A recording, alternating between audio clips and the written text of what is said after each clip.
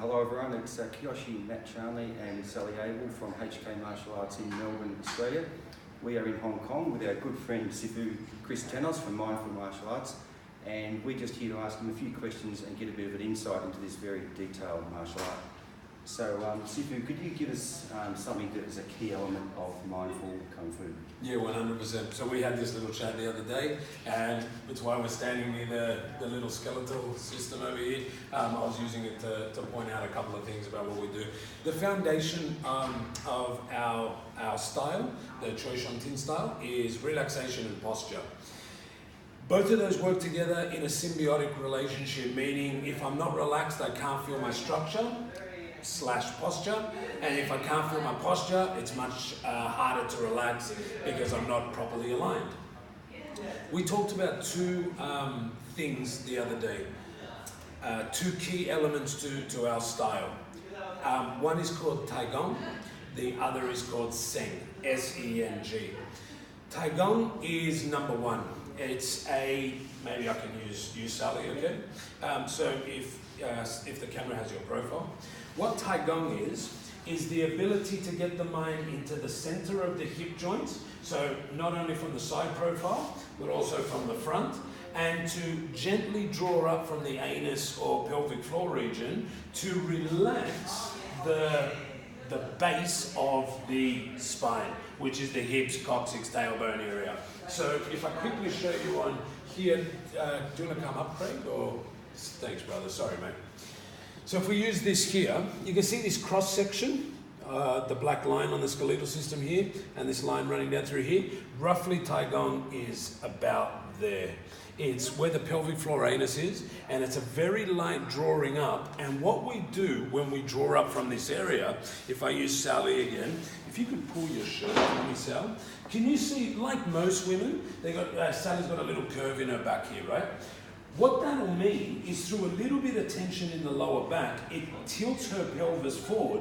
So the base or the foundation of the spine, you can think about this the same way you think about a tower or a building. If the base of the tree, the tower, the whatever is standing upright is not straight, it means that any force coming into Sally's body is going into an uneven base. So if I push in, I feel the lower back tensing up, I feel the glutes tense up, the hammies tense up, the legs tense up, and as we know in any martial art, if I can't keep my balance, that's not very good, right? We want to try to be as upright as possible. So tension is a little bit of the enemy here. But tension isn't the enemy because of what the other person does, it's because of how we react to force. So what Taigong does, if Sal thinks about the crown of her head, gently drawing up from the pelvic floor, it's hard to see it on the camera, but what she's already done is release the bum, release the back of the legs, so her hip joints are coming into an alignment here. So as they rest into an alignment, I feel like I can push into her spine now, and she's aligning it underneath my force to stay nice and upright and use her posture to meet this force rather than tensing up or bracing up against it. So that's step number one. What step number two is, if I can use you on the diagram again, Craig. Actually, I'm just getting Craig to run in and out here just for my own benefit. If the hip joints here relax through Taigong and align, the crown of the head, it almost like automatically comes into alignment. I'll sort of crudely give an idea of what I mean here. If my tailbone is tense and I'm sort of leaning like this, I'm sort of exaggerating the movement. It's like the base of the spine is like this, the crown of the head is like this. I relax my hip joints and it pulls or draws back the crown of the head into alignment, and that activates the Seng. And what the Seng is a decompression and an opening of all of the vertebrae of the spine, so it becomes like one solid rod through openness and alignment and relaxation rather than being compressed and broken. And what maybe Matt, I can use Matt and you might be able to see it from my side. If we do the testing that we did today, is this going too long by the way? That's all right. No, it's okay.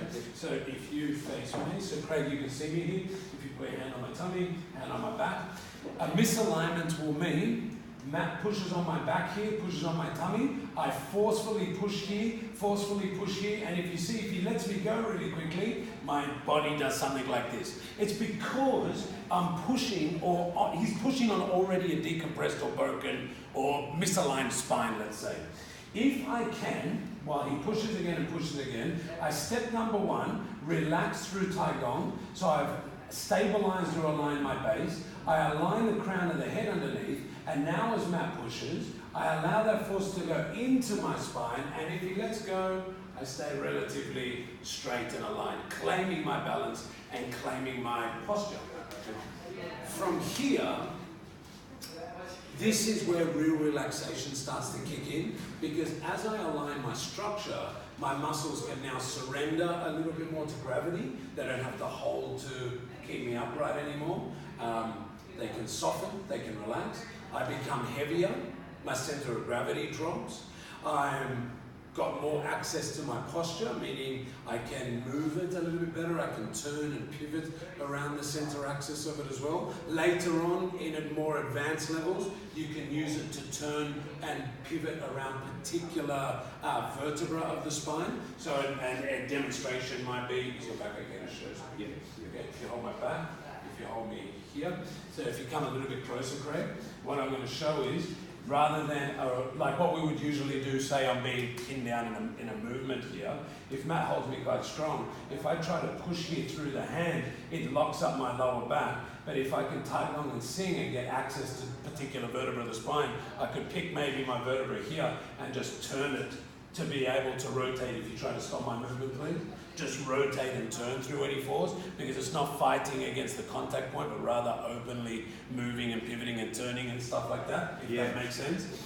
When we get access to the body in that way, and this is actually what we're trying to do, when we get access to the body that way, we find that it has freedom in movement. There's a lot of little things that I said there, but the basic idea is through relaxation and good alignment, the body opens up, you get access to the joints to be able to move them, you become heavier through relaxation, your center of gravity is lower, and you're moving a heavier body around, and that gets harder to stop in different movements and stuff like that as well. Thanks, Sifu. That's a good overview. And having come here for the last 8 years and learning from these guys at Mindful, the one thing that we take away from it for our martial art is that there's no area of our martial art that we can't apply these principles to, because they really do work. So whether it be MMA, kickboxing, boxing, or our traditional Goju locks and holds, we can use all these principles. So thanks again. No, you're really welcome. Thank you, man.